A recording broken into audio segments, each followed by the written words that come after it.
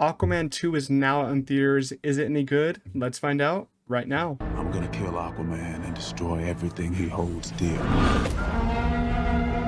Welcome back to the channel, everyone. I hope you're all doing well. As I said in the intro, I'm going to be reviewing Aquaman 2, Aquaman and the Lost Kingdom. We're going to talk about non-spoilers, so don't worry about that. Before we get started, make sure to like this video, subscribe to the channel. We're on the road to 500 subscribers. It's free to do, so helps out a lot. I'm going to read you guys a quick plot synopsis just so you know what the movie is about. After failing to defeat Aquaman the first time, Black Manta wields the powerful of the mythic Black Trident to unleash an ancient and maleficent force. Hoping to end his reign of terror, Aquaman forges an unlikely alliance with his brother Orm, the former king of Atlantis. Setting aside their differences, they join forces to protect their kingdom and save the world from irreversible destruction. Alright, that was kind of a mouthful, and I honestly didn't even understand what I read, even though I did see the movie.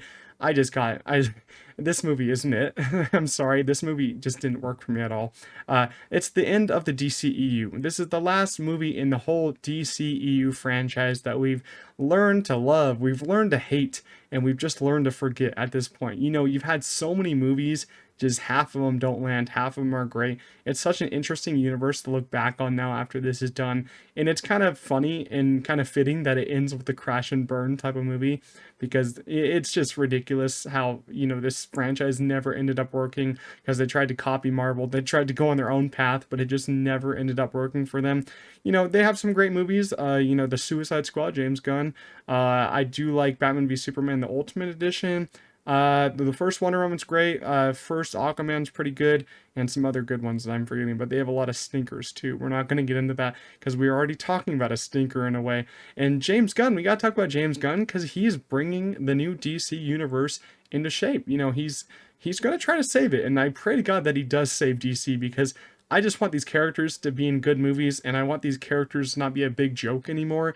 I mean, these characters can tell jokes. I'm not saying that. I love when, you know, comic book heroes tell jokes, but it gets to a point where your whole movie becomes a joke because of how many times their characters are telling to a joke. Like, you gotta be serious at some point, because it just doesn't make any sense for your characters to never be serious, because that doesn't like work at all. So I'm hoping that James Gunn, Superman Legacy coming out in 2025, the whole DC new universe starting, hopefully he makes it good. Hopefully, you know, it doesn't go off the rails again. We just need, you know, we need it to work. I just want to see these characters, you know, in a good, you know, live action universe. Because the DCEU, the animated universe, I watched that whole thing, all the movies. They're so good. The storyline's great. The ending was great. So emotional.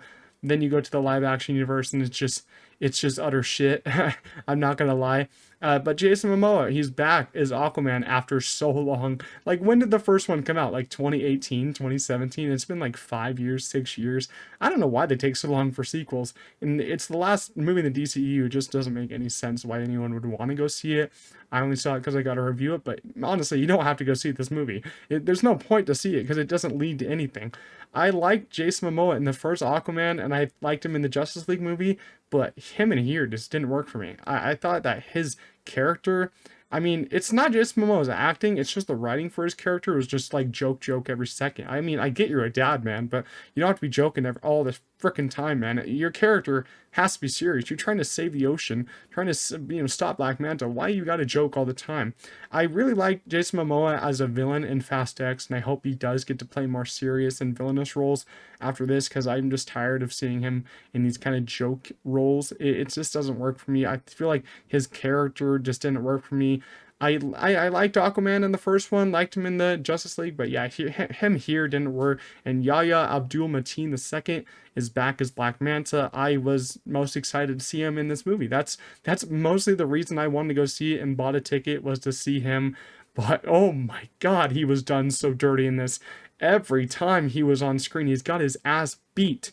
And they set him up, you know, they set him up in the trailers. He's like, I'm gonna kill Aquaman and his whole family. So you think, oh yeah, someone in Aquaman's life is gonna get killed. But no, he doesn't get to kill anyone. I'm sorry for like wanting an Aquaman family member to die, but you gotta have stakes in your movie. You gotta be serious at times, and he doesn't get to kill anyone. He just becomes such a joke villain. Like, you actually should be scared of him because of how much power he gets in here, but no, you're not scared of him at all, because they just depower him through this whole movie. They make him a joke. They make everyone a joke, and I'm just so disappointed, because Black Manta is supposed to be a great villain, and he was a great villain for the little amount of screen time in Aquaman 1, and here he has more screen time, but he just isn't a great villain.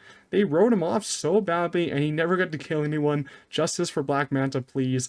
But I will say the standout for me is Patrick Wilson as Orm. He's good. I mean, he's a great character, and he didn't really change. He's kind of like the same character. He jokes and he's kind of sarcastic, so I do like him. And Patrick Wilson is a great actor. I like him a lot. I think he stole the show this time, but let's just say that wasn't hard to do because the writing for everyone else was just bad. And since we're talking about Aquaman movie, we got to talk about the visuals because the first Aquaman had terrific visuals, some of the best visuals ever for a comic book movie. Just look at the CGI visual effects of that movie. It was just insane how they were done. And I will say the visuals in this second one are good, but they're just a big downgrade from the first one. Like, you have some underwater scenes that look great, look like the first one, but just the lighting looks so much worse, and you can really tell how bad some of the CGI is in some scenes. And there are some weird things happening with the frame rate. Like, if you've seen the movie, you know some scenes frame rate just like slowed down to a stop. It felt like a Zack Snyder movie for some reason. I don't know what was going on there, and you could definitely tell what scenes were reshoots. Let me just say that, especially the ending. I could tell that was a reshoot. It just didn't feel right for me. And the pacing here was extremely poor. I felt like the pacing was just ridiculous. It's a 2-hour movie, but let me just say I saw Poor Things before this, and that's 2.5 hours, and Poor Things felt shorter. So make it make sense, please. That just showed you that this movie was very slow. I was drifting off a couple scenes, but I didn't fall asleep, but I was starting to drift off. It just got really slow, really repetitive at times. I was not expecting that, but the pacing just didn't work. James Wan, I'm not going to, say anything bad about James Wan's direction here because I think he's a good director, and I don't think he wrote the movie, so I'm not really going to get on him a little bit. The direction was pretty good, but I would love to see James Wan go back to horror. I mean, I didn't like Malignant, so I'm not sure how I feel about that.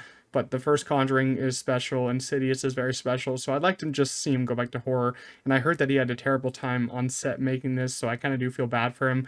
But I think the biggest issues here for me was the writing, the pacing, and just the whole plot felt a little strange for this movie because it is just weird. But James Wan, I feel like he tried his best to really save the movie, but he couldn't end up saving it. So overall, Aquaman 2, Aquaman and the Last Kingdom, I don't think it's worth going to see, especially because there's nothing coming after it. You're resetting a whole universe, so you could wait for this one to HBO Max. I'm not going to make anyone go see this movie. There's a lot of other great movies to go see, though. You got the Iron Claw, you got Poor Things, you got a lot of other great movies coming out. You got Ferrari, I've heard good things. The Color Purple, I've heard good things. So just go see those movies. Don't go see Aquaman, please.